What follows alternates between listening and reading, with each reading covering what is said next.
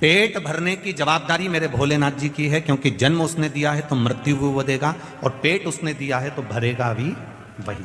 पेट भरने की जवाबदारी देवादिदेव महादेव की है, पर तुम्हारे घर की पेटी भरने की जवाबदारी देवादिदेव महादेव की नहीं है। अब पेटी अगर तुम्हें भरना है तो तुम अपने हिसाब से भर सकते, थोड़ा छल कर कर, थोड़ी बेईमानी कर कर, थोड़ा कपट कर कर, कोई थोड़ी बहुत निंदा आदि कर कर, थोड़ी बहुत किसी की प्रशंसा कर कर, थोड़ा बहुत कहीं ना कहीं किसी ना किसी रूप में पेटी अगर बनना हो तो बात दूसरी है कि आप पेटी भरना चाहते हो।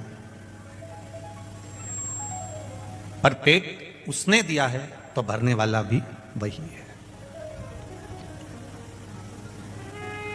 देवराज स्वयं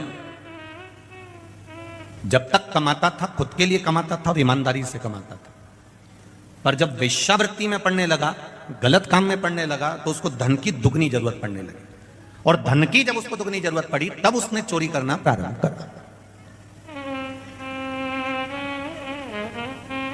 तब उसने चोरी करना प्रारंभ करा। अब वो चोरी कर रहा है, अब वो धन को चुरा कर ला रहा है, अब वो धन को कहीं गलत जगह से एकत्रित करने का प्रयास कर।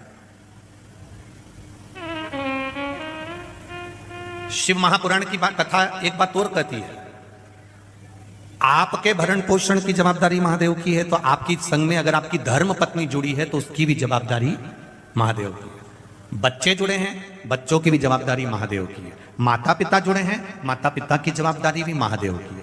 पर इसके अलावा अगर आप फिर किसी अन्य नारी के चक्कर में अगर पड़ते हो, फिर कहीं तुम जुए में, कहीं मांसाहार में, कहीं मदिरापान में, तो कहीं वेश्यावृत्ति में अगर आप फिर पड़ते हो, फिर जवाबदारी भोलेनाथ की खत्म हो जाती है। आप, आपके बच्चे, आपका परिवार, आपकी पत्नी, आपके पुत्र और आपके माता पिता, बहन भाई, कुटुंब की जवाबदारी महादेव की है।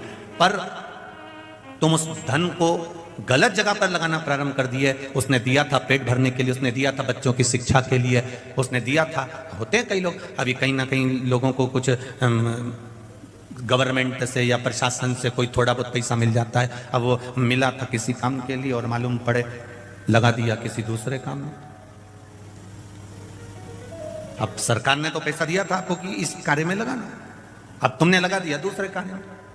अब दूसरे कार्य में लगाया तो प्रशासन अगली बार आपको कुछ देगा क्या? अरे बोलो तो जम के नहीं देगा, क्योंकि उसको मालूम है कि इसको दिया था मैंने इस चीज के लिए और इसने लगा दिया दूसरी चीज, अगली बार वो नहीं देगा। अब नेत्र काय के लिए दिए थे भगवान ने, वो भगवान भी प्रशासन से कम नहीं हो। काय के लिए दिए थे उसने? इन नेत्रों से क्या करना भगवान का? बोलो बोलो जम के बोलो, दर्शन करना। इन नेत्रों से दर्शन करिए, इन नेत्रों से पोथी पुराण पढ़िए, शिव महापुराण, रामायण, भागवत गीता, इसका स्मरण करिए। अब तुमने इस बार तो इस नेत्रों को भगवान में लगाया ही नहीं।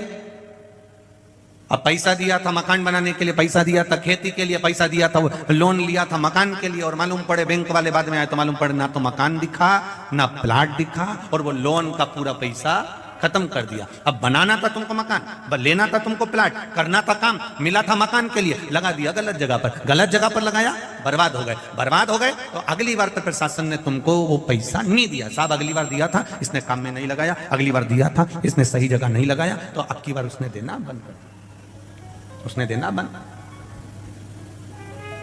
बस यही शिव महापुराण की कथा कर रही है, यही भगवान शंकर का गुणगान कर रहा है। एक बार उसने देख लिया नेत्र देखकर कि इसने नेत्र सही जगह लगाया कि नहीं लगाया। अगर एक बार इसने नेत्र सही जगह नहीं लगाया, फिर अगली बार तुम तैयारी कर कर बैठो कि नेत्र।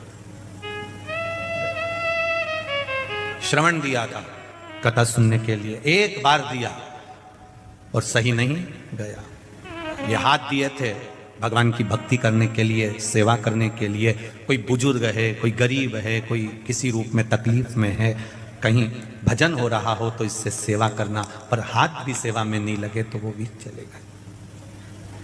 पांव दिए थे भगवत भजन के लिए। हमारे मालवा के संत श्री नागर जी महाराज बड़ा सुंदर कहते हैं, हाथ दिए रे तूने दाता बन के, कभी नहीं दान कियो, दयालु मैंने अवगुण बहुत कियो। पांव दिए रे तूने दाता बन के, कभी नहीं तीरथ कियो, दयालु मैंने अवगुण बहुत कियो। नेत्र दिए रे तूने दाता बन के, कभी नहीं दर्श कियो, दयालु मैंने अवगुण बहुत कियो। फिर संसार सागर में आने के बाद मैंने करा क्या? जब इतना सुंदर शरीर दिया और शरीर का मैंने सदुपयोग नहीं करा, फिर संसार सागर में आकर मैंने किया क्या? तो संसार सागर में आने के बाद मैंने एक काम किया कि कोरा कोरा कागज काली काली शाही और 10 को 20 कियो, दयालु मैंने अवगुण बहुत कियो।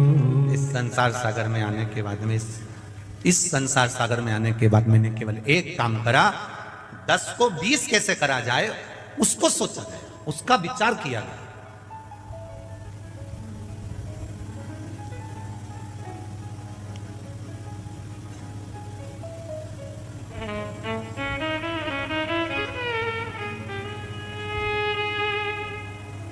ब्लड की जांच कराने पर मालूम पड़ जाता है कि बीमारी कौन सी है, और कथा कराने से मालूम पड़ जाता है कि भक्त कितने हैं। ब्लड की जांच कराने से बीमारी का पता चल जाता है, और शिव महापुराण की कथा करवाने से, राम कथा, कृष्ण कथा, भगवान की अविरल भक्ति की कथा कराने से यह पता चल जाता है कि इसके हृदय में भाव कितना, इसके हृदय में, इसकी चित्तवृत्ति में परमात्मा का भजन कितना। आपको दिखेगा 7 दिन आप भी यही हो, हम भी यही हैं। कई कई ऐसे हैं 7 दिन सुबह 7 बजे से 6 बजे से यहां जगह संभाल कर बैठे रहेंगे, और कई ऐसे रहेंगे 1 बजेगी तब 10 मिनट पहले घर से निकलेंगे, 4-5 को दरवाजे पे परेशान करेंगे, 8-10 को रास्ते में परेशान करेंगे, तब अपनी गाड़ी बढ़ाते हुए, ठोकते हुए, परेशान करते हुए प्रशासन के लोगों को, चाहे पुलिस प्रशासन के हो, चाहे समिति के लोग हो, चाहे जो सेवा कर रहे हैं उनको हो, 50 बार अपनी दबियत गाड़ी दिखाकर तब जाकर अंदर जाके बैठेंगे। कभी इनके जैसा तब कर देखो 5 बजे से, 6 बजे से, 7 बजे से। जरा देखो, बैतुल वालों के लिए कथा नहीं है, हम कहेंगे बैतुल वाले अगर कथा के पंडाल में नहीं आ सकते हैं तो एक बार रात को आकर इन भोलेनाथ के भक्तों का दर्शन कर जाना कि इनका भाव कितना शुद्ध है। ये दिखावे से नहीं आते, ये केवल 2 रोटी मिलेगी पड़े रहेंगे, नींद भी मिली तो भी आपसे कहने नहीं जाएंगे कि हमको भूखे हैं या भोजन। आपको हर 2-3 घंटे में कुछ चाहिए। ये सवेरे 7 बजे से जगह संभाल कर बैठते हैं, रात तक केवल 7 बजे से जगह संभाली, 1 बजे कथा चालू हुई। अब विचार करना, 7 बजे से 1 बजे तक का समय, उठते हैं, नहाए, वापिस आकर बैठ गए, एक जैसे बैठे, क्योंकि दूसरा महापास में बैठा है तो लेट भी नहीं सकते, ना आड़े हो सकते, एक जैसे बैठे हैं, एक आसन से बैठे हैं, इंतजार कर रहे हैं 1 बजे का। 1 बजे कथा चालू हुई, 4 बज जाएगी, जब आप देखना 5-5:30 बजे आकर देखना, तब इनको थोड़ा बहुत लेटते हुए नजर आओगे। रात्रि होगी, भोजन करा, भजन करा, रात को 1-1:30 बजे तक इनके भजन कीर्तन चलते रहते हैं। फिर सुबह हुई, प्रातः में स्नान करा, फिर भजन में लग जाते हैं। 24 घंटे श्री शिवाय नमस्तुभ्यम जप रहे हैं। हमने तपस्वी का दर्शन करा। कोई कहता है हम संतों का दर्शन करते हैं, कोई कहता है हम नर्मदा जी के घाट पर परिक्रमा करने वालों का दर्शन करते हैं, कोई कहता है हम उसका दर्शन करते हैं, कोई कहता है हम साधु का दर्शन करते हैं, कोई कहता है हम तपस्वी का दर्शन करते हैं। हम कहते हैं ये भी तपस्वी से कम नहीं, ये साधु और सन्यासी से कम नहीं, जो बैठकर भगवान शिव का गुणगान कर रहे हैं, भगवान शिव की अविरल भक्ति को धारण कर रहे हैं।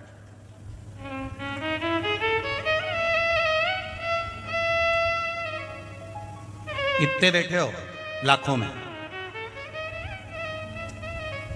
ये कईयों के पत्र आए और ये पत्र और भी पढ़े, बेटा शुरुआत है, कईयों के आए। आप भी कथा सुन रहे हैं, ये भी कथा सुन रहे हैं। 2 अंतर इसके अंतर्गत में, एक अंतर का विशेष ध्यान रखना, जितनी देर सुनना है दिल से सुनना, घर से चलो तो कहकर आना मुझे शिव महापुराण की कथा सुनने जाना है, मैं आराम से जहां जगह मिल जाएगी वहां सुनूंगी और भगवान की अविरल भक्ति को धारण करूंगी। मुझे मालूम है 7 दिन अगर मैंने कथा का रसपान कर लिया तो मेरा महादेव मेरी जरूर सुनेगा, ये निश्चित है। मुझे कथा सुनना, मुझे दूसरे की व्यथा नहीं सुनना, मुझे कथा सुनना, मुझे अविरल भक्ति को धारण करना, मुझे परमात्मा का भजन धारण करना।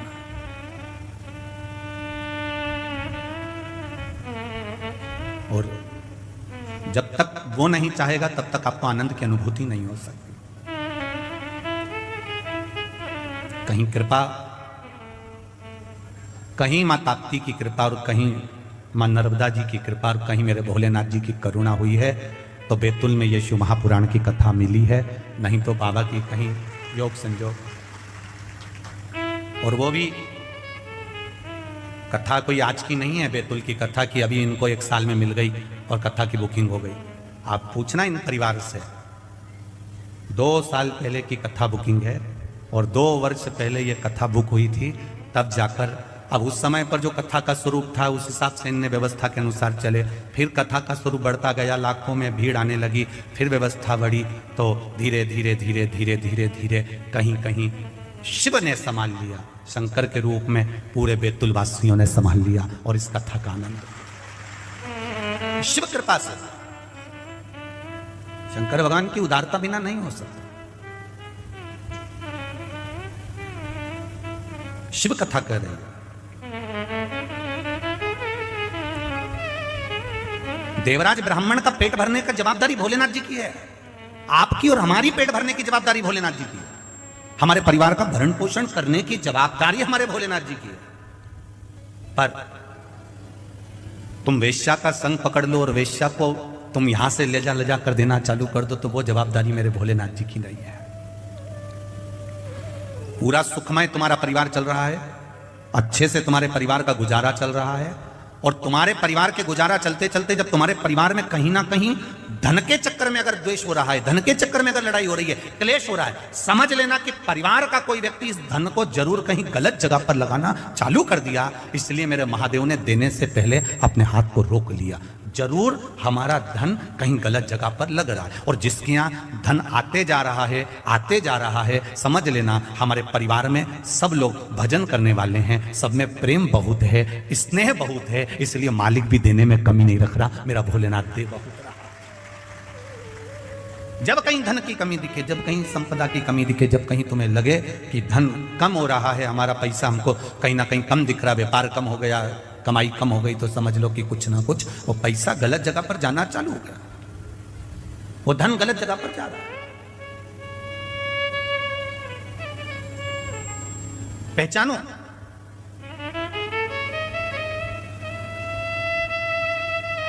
गाय, लक्ष्मी और बेटी,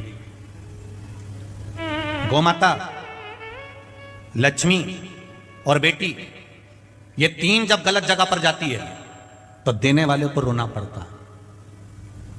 गाय तुमने ब्राह्मण को दी, कोई दादाजी चले गए, दादी जी चली गई, कोई डोकरा डोकरी निपट गया और तुमने दे दी ब्राह्मण को। ब्राह्मण लेकर गए गौमाता को, जब तक गौमाता ने दूध दिया उसको संभाल कर रखी, फिर बाद में मालूम पड़े वो गाय तीसरे को दे दी, तीसरे से चौथे को गई, चौथे से 5वें को गई, वो बाद में गाय कसाई के हाथ में पहुंच गई। गौ माता जब कसाई के हाथ में पहुंची तो कटते समय जब रोती है तो बद्दुआ देती है। वो बद्दुआ ना ब्राह्मण को लगती है ना किसी दूसरे को लगती है, जिसने संकल्प छोड़ा था गौदान का, वो बद्दुआ उसको लगती है कि तूने